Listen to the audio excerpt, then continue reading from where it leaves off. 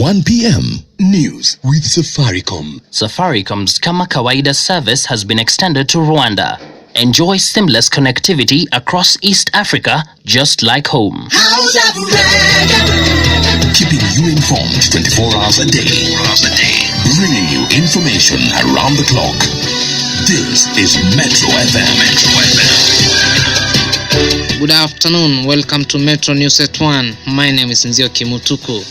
Top at this hour, mediation talks resumed today morning under the chairmanship of Ambassador Olunyemi Adeniji. Metro News. PNU, ODM and ODM Kenya to this afternoon hold a joint parliamentary meeting. Metro News. On the international scene, dozens of armed Arabs, nomads and several soldiers are killed in bitter clashes in southern Sudan. US military personnel killed 4 Somali civilians in an overnight bomb attack. Metro News. And in sport, Kenyan's Stephen Kibolt wins the 16th edition of Paris Half Marathon. Metro News. Mediation talks resumed today morning under the chairmanship of Ambassador Olunyemi Adeniji. The talks now focusing on the further agenda on long-term solutions to the historical injustices began on schedule in the absence of former UN Secretary Kofi Annan, who jetted out of the country yesterday. Speaking to journalists moments before the talks began, Sabatia MP Musalia Mudavadi and his Mboni counterpart Mutula Kilonzo expressed optimism that team will conclude the talks by the end of this month if the goodwill continues. Meanwhile, a team of LIVE has started drafting the necessary bill to amend the constitution and accommodate the political deal signed last Thursday. The team led by Attorney General Amos Swako also included MPs Mutula Kilonzo, James Orengo and lawyers Karoli Omondi and Geshira Kiabara. Metro News. The Party of National Unity, ODM and ODM Kenya will this afternoon hold a joint meeting aimed at briefing members on the power-sharing deal signed between President Mwai Kibaki and ODM leader Raila Odinga. The meeting comes ahead of the state opening of the 10th Parliament schedule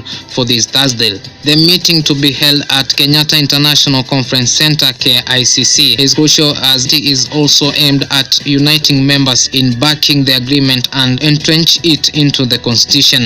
The supports of at least 2/3 or 148 of the 222 elected and nominated MPs is required to amend the law to accommodate the creation of the new posts. The announcement and entrenchment of the National Accord and Reconciliation Act into the Constitution will be top on the priority list of the 10th House. Metro News. And on the international scene, dozens of armed Arabs, nomads and several soldiers have been killed in bitter clashes by forces from the ex-rebel Sudan People's Liberation Army in southern Sudan. At least 69 nomads and 9 soldiers were killed in the latest fighting in the volatile area, says Major General Hoth Mai, the ex-rebel deputy chief of staff in Juba, southern Sudan. Mai said the fighting also left nearly 120 people wounded, including 97 nomads and 21 soldiers. The area remained volatile owing to the status of the oil-rich region of Abyei between North and South Sudan following Africa's longest-running civil war. Metro News. And in Somalia,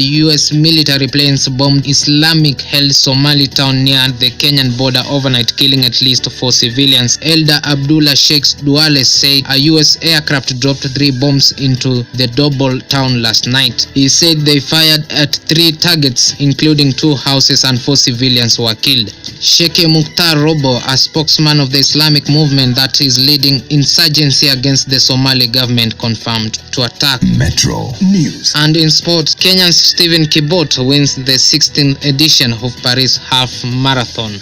That's it for now. Good afternoon. My name is Nzioki Mutuku. Metro FM News Highlights.